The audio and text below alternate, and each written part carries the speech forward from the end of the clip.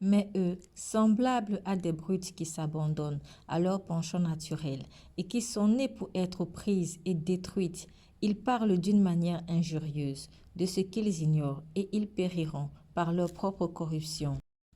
Recevant ainsi le salaire de leur iniquité, ils trouvent leur délice à se livrer au plaisir en plein jour. Hommes tarés et souillés, ils se délectent dans leur tromperie en faisant bonne chère avec vous. Ils ont les yeux pleins d'adultère et insatiables de péché. Ils amorcent les âmes mal affermies. Ils ont le cœur exercé à la cupidité. Ce sont des enfants de malédiction.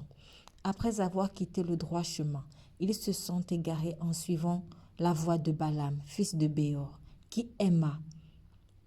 fils de Bosor, qui aima le salaire de l'iniquité, mais qui fut repris pour sa transgression. Une ânesse muette, faisant entendre une voix d'homme, arrêta la démence du prophète. Ces gens-là sont des fontaines sans eau, des nuées que chasse un tourbillon. L'obscurité des ténèbres leur est réservée.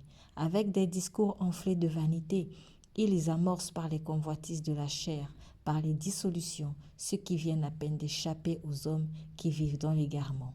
Ils leur promettent la liberté quand ils sont eux-mêmes esclaves de la corruption, car chacun est esclave de ce qui a triomphé de lui.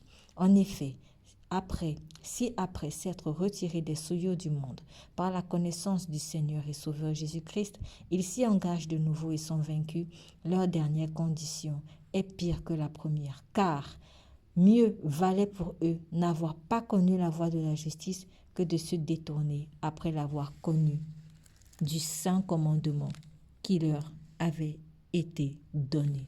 Il leur est arrivé ce que dit un proverbe vrai: le chien est retourné à ce qu'il avait vomi et la truie lavée s'est vautrée dans le bourbier. Amen.